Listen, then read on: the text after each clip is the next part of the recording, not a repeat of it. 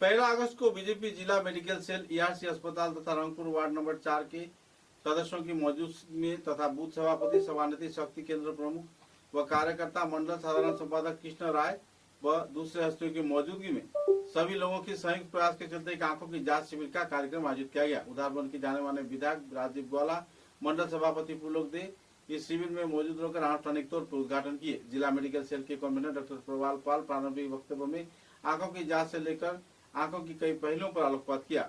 राजीव ग्वाला ने समाज के सभी स्तर के लोगों को पास रहकर सहयोग किए जाने का आश्वासन दिया। भारतीय जनता पार्टी के कार्यकर्ताओं ने इस दिन अपने प्रयास के चलते इस आंखों की जांच शिविर को सकारात्मक रूप दिया और कार्यक्रम को लेकर अपने आलोकपात भी किए। गौरतलब है कि इस स्वास्थ्य शिविर यानी आंखों की जांच शिविर के आयोजन को लेकर कृष्ण राय के साथ साथ दूसरे हस्तियों में खुशी की माहौल देखने को मिली। लोगों ने भाजपा के सभी स्तर के कार्यकर्ताओं के प्रति इस शिविर को आयोजित किए जाने पर आभार भी व्यक्त किए।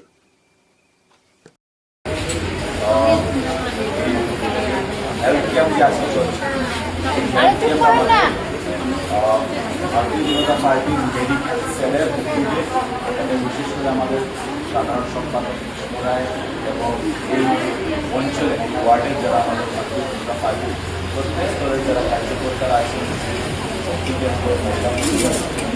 সবাই মিলে সবাই একজুট হয়ে এই হেলথ ক্যাম্প আয়োজন করেছেন এবং ডক্টর প্রবাল পাল চৌধুরী ইতিমধ্যে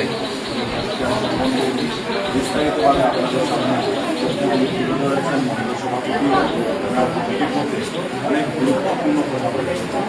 বিশেষ করে আমি বিধায়ক বিশেষ এই একটা আয়োজনের এবং এই সবাই